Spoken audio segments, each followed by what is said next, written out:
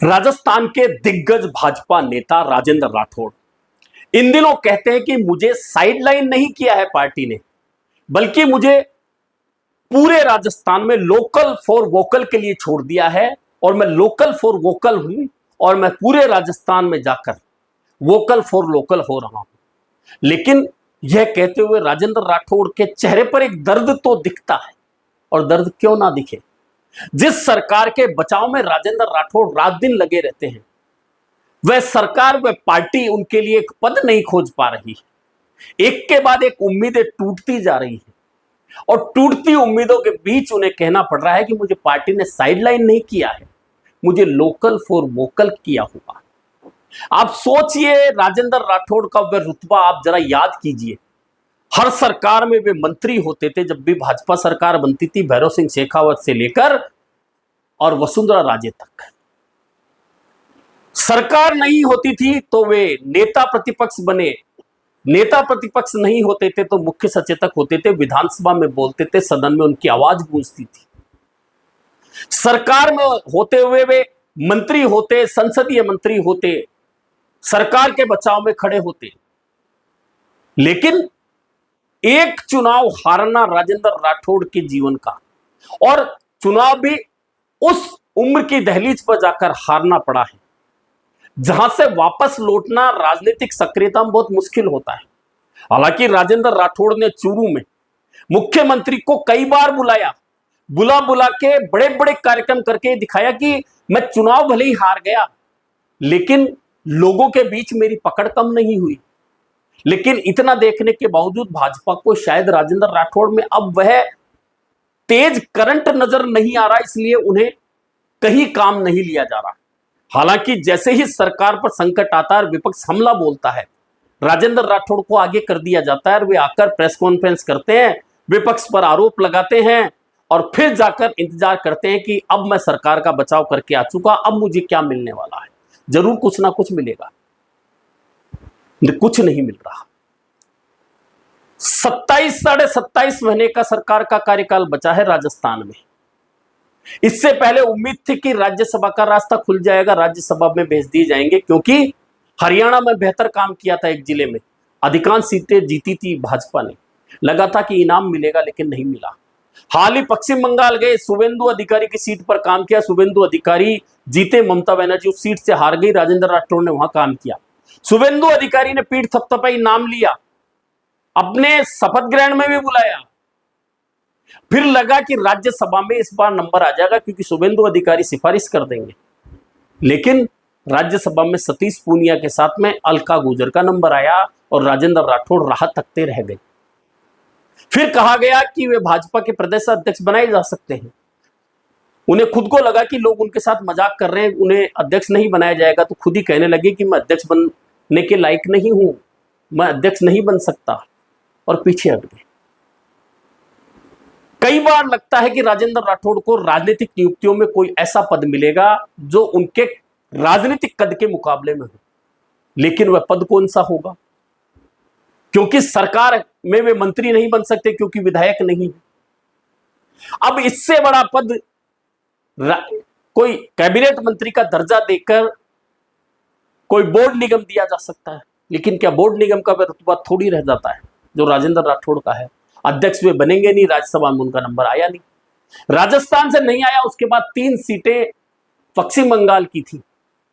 लगा कि शुभेंदु अधिकारी राजेंद्र राठौड़ के प्रति मेहरबान है। सुर्खियों में भी यह बात आई कि राजेंद्र राठौड़ को शायद शुभेंदु अधिकारी पश्चिम बंगाल से राज्यसभा में भेज देंगे, क्योंकि उनकी जीत में उनकी बड़ी भूमिका थी उस क्षेत्र में जहां पर मारवाड़ी बड़े रहते हैं, और वहां जाकर राजेंद्र राठौड़ ने उन मारवाड़ी वोटों को शुभेंदु अधिकारी की तरफ घुमाया, भाजपा की तरफ घुमाया। लेकिन किसी भी भाजपाई को पश्चिम बंगाल से टिकट नहीं दिया, उम्मीदवारी नहीं दी गई।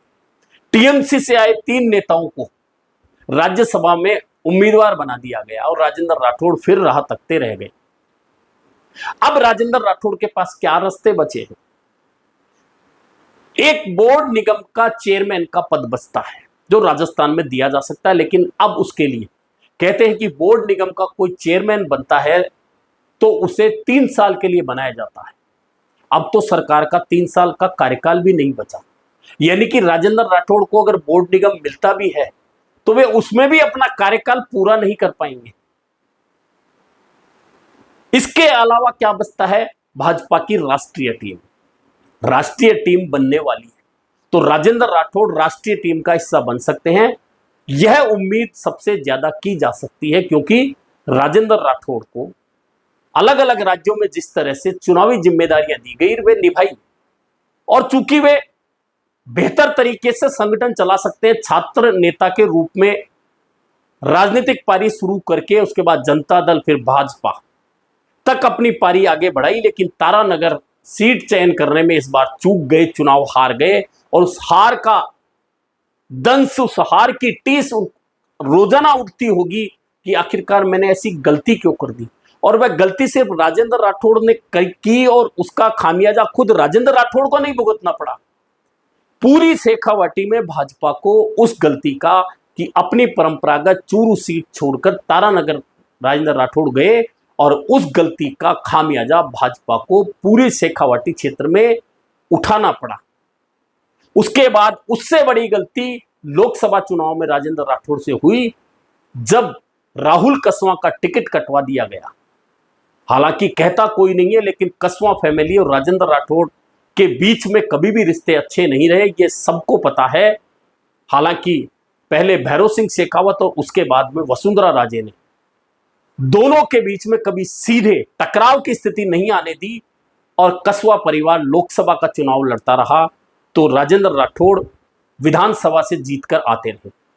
लेकिन इस बार वसुंधरा राजे और भैरव सिंह नहीं थे तो वर्तमान भाजपा का प्रदेश का नेतृत्व और मुख्यमंत्री ये बात नहीं समझ पाए कि इन दोनों परिवारों का टकराव कहीं भाजपा के लिए नुकसान का सौदा नहीं। और पहले विधानसभा में जिस शेखावाटी में कांग्रेस बहुत कमजोर नजर आ रही थी, वहां राजेंद्र राठौड़ के फैसले के बाद में अचानक कांग्रेस में जान आ गई और भाजपा को खामियाजा उठाना पड़ा। और फिर राहुल कसवा का टिकट काटना, और जिस शेखावाटी में कांग्रेस को एक सीट नजर नहीं आ रही थी वहां की तीनों सीटें जीत लेना, नागौर में इंडिया गठबंधन जीत लेना, बाड़मेर में इंडिया गठबंधन की जीत हो जाना, गंगानगर में इंडिया गठबंधन की जीत हो जाना, कहीं ना कहीं राहुल कसवा का टिकट काटना और उसमें राजेंद्र राठौड़ का नाम आना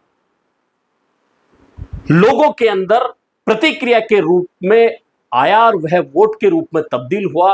और इंडिया गठबंधन जो 25 की 25 सीटें हार रहा था लगातार 2 चुनाव से राजस्थान में, वह 11 सीटें जीत ले गया। और कहीं ना कहीं राजेंद्र राठौड़ को आज भी लोग इस मामले के लिए दोषी ठहराते हैं। क्या यही कारण है कि राजेंद्र राठौड़ को लोकल फॉर वोकल तो बोलना पड़ रहा है? पार्टी अपने बचाव में भी उन्हें बुलाती है, सरकार के बचाव में भी वे खड़े होते हैं, लेकिन इतना होने के बावजूद खुद उनके लिए एक वह जगह ना पार्टी में बन पा रही है ना सरकार में बन पा रही है जिसको लेकर राजेंद्र राठौड़ जाने जाते हैं या उनका राजनीतिक कद ऐसा माना जाता है। अब देखना यह है कि बाकी बचे सरकार के कार्यकाल में क्या राजेंद्र राठौड़ के लिए वह जगह ढूंढ ली जाएगी या फिर वे राष्ट्रीय टीम का हिस्सा बनकर संगठन का काम करते हुए राजनीतिक विदाई लेने वाले हैं।